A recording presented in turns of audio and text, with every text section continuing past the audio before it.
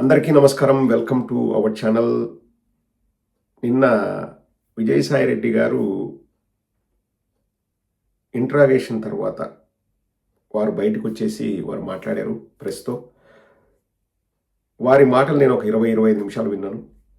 ఈ వీడియో పూర్తిగా నా వ్యక్తిగత అభిప్రాయం, అంటే పార్టీ తరపున కాదు అన్నది నా ఉద్దేశం అండి.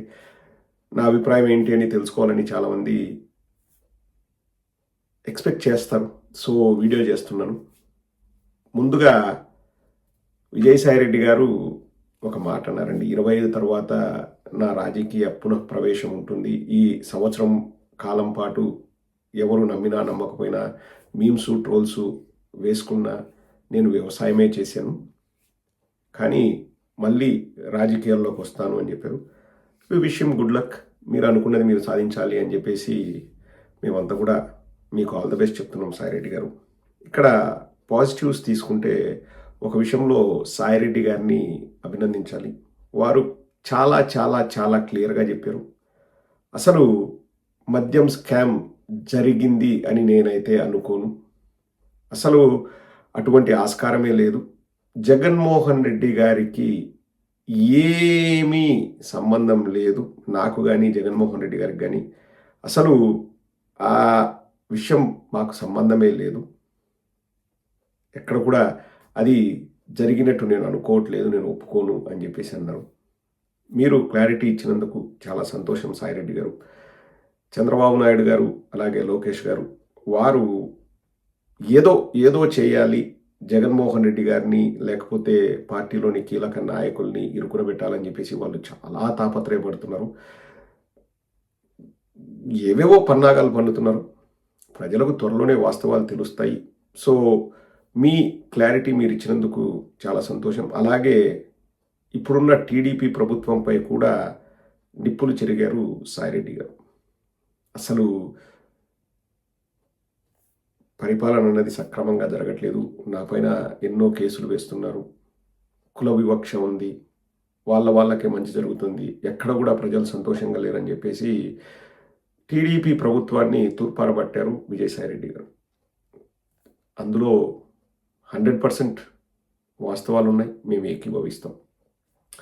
ఇక్కడ సాయిరెడ్డి గారు ఒక పదాన్ని పదే పదే వాడారు, కోటరీ అన్న పదాన్ని పదే పదే వాడారు. సాయిరెడ్డి గారు మా పార్టీలో ఉన్నప్పుడు కీలకంగా వ్యవహరించారు, కీలక నేత. వారే స్వయంగా చెప్పారు, నేను నెంబర్ 2 పొజిషన్లో ఉన్నాను ఎలక్షన్స్ అయిపోయేంత వరకు, నేను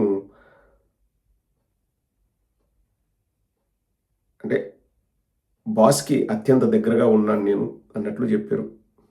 మరి ఏమైంది ఏంటన్నది సాయిరెడ్డి గారే క్లారిటీ ఇస్తే అందరికీ తెలుస్తుంది. కోటరీ కోటరీ కోటరీ అని పదే పదే ప్రస్తావించారు, కానీ ఎవరు ఈయన గురించి చెడ్డగా చెప్పారు, ఎవరు జగన్మోహన్ రెడ్డి గారికి ఈయన గురించి అంటే లేనివి పోనివి చెప్పారు అన్నది మాత్రం విజయసాయి రెడ్డి గారు క్లారిటీ ఇవ్వలేదు. అండ్ ఆల్సో నా గురించి జగన్మోహన్ రెడ్డి గారే స్వయంగా మాట్లాడారు, నేను ఎప్పుడు మాట్లాడలేదు, వారి వ్యాఖ్యల్ని వెనక్కి తీసుకోవాలని నేను కోరుతున్నాను అన్నారు. సాయిరెడ్డి గారికి ఈ మాటల్ని బట్టి చూస్తే నాకు అనిపించేది ఏంటంటే మేబీ సంకేతాలు ఇస్తున్నారా అన్న ఆ ఫీలింగే నాకు వచ్చింది. నేను ఏ పార్టీలో జాయిన్ అవుతున్నానో చెప్తాను, నేను ఏ పార్టీలో జాయిన్ అవ్వను అని ఒకసారి ఏం చేయాలనుకున్నానో చెప్తాను అని మాట్లాడారు. బట్ వారి ప్రెస్ మీటు ఆశాంతం మనం చూస్తే నేనేమి ఇష్టం ఉండి బయటికి వెళ్ళలేదు, పొమ్మన లేక పొగబెట్టారు, అందుకే నేను బయటకు వెళ్ళిపోవాల్సి వచ్చింది అని చెప్పేసి సాయిరెడ్డి గారు మాట్లాడినట్టు నాకు అనిపించింది. నేను సాయిరెడ్డి గారి గురించో ఇంకొకరి గురించో చెప్పే మాట కాదండి ఇది.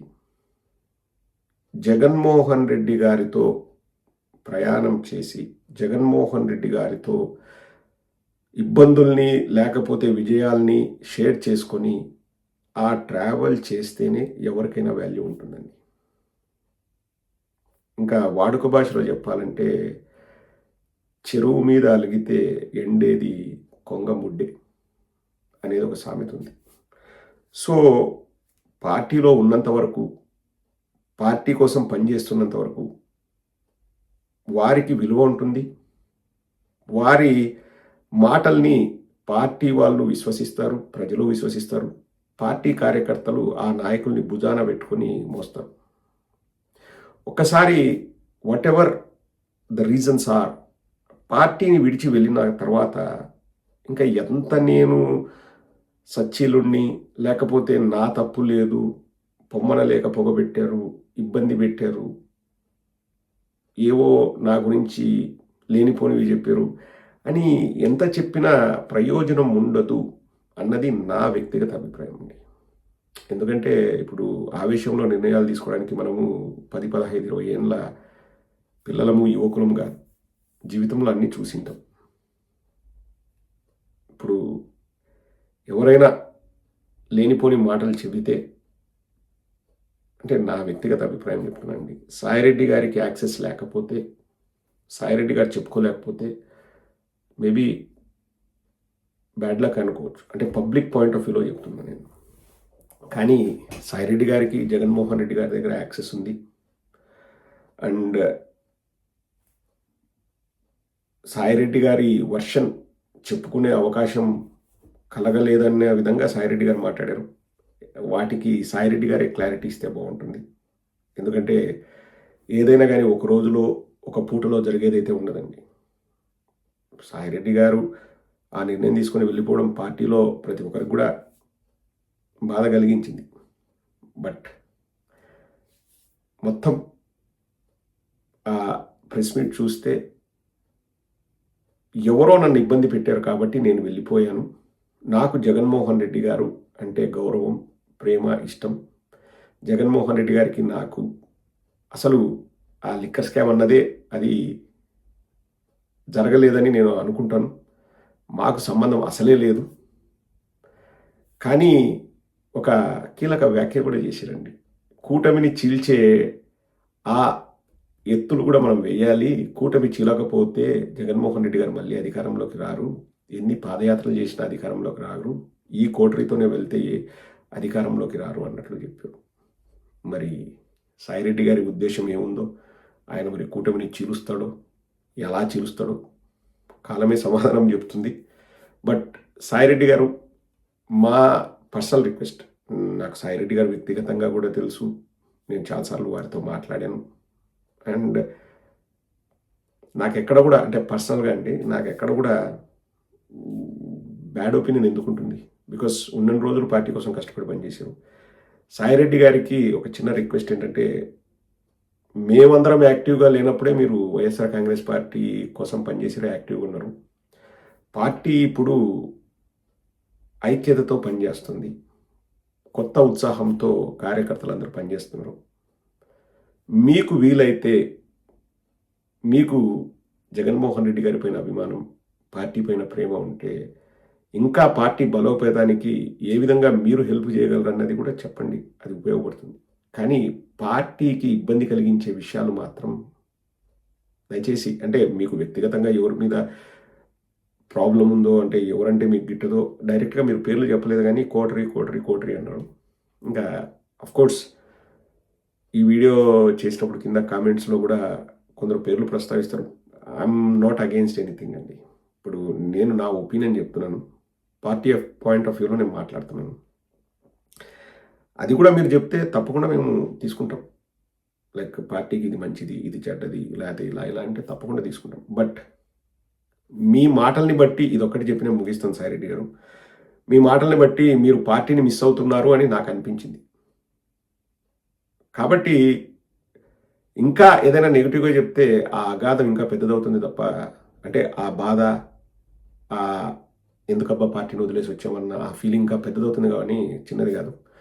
మీరు రేపు పొద్దున ఏ పొలిటికల్ పార్టీలోకి వెళ్ళినా, లేకపోతే మీరే సొంతంగా పార్టీ పెట్టుకున్నా, లేకపోతే ఏదైనా పార్టీతో అఫిలియేషన్తో మీరు పనిచేసినా, we wish you good luck. ఇది అండి నాకు అనిపించింది. బట్ తొందరపడి నిర్ణయం తీసుకున్నానా అన్న భావన ఆయనలో ఉందని నాకు అనిపించింది. అలాగే ఇప్పుడు ప్రపంచానికి చెప్పడానికి ట్రై చేస్తున్నారు. నేనంతకు నేనే బయటికి రాలేదు, పొమ్మనకుండా పొగబెట్టారు అనేది సాయిరెడ్డి గారి మాట. Whatever it is, once again good luck Sai Reddy గారు.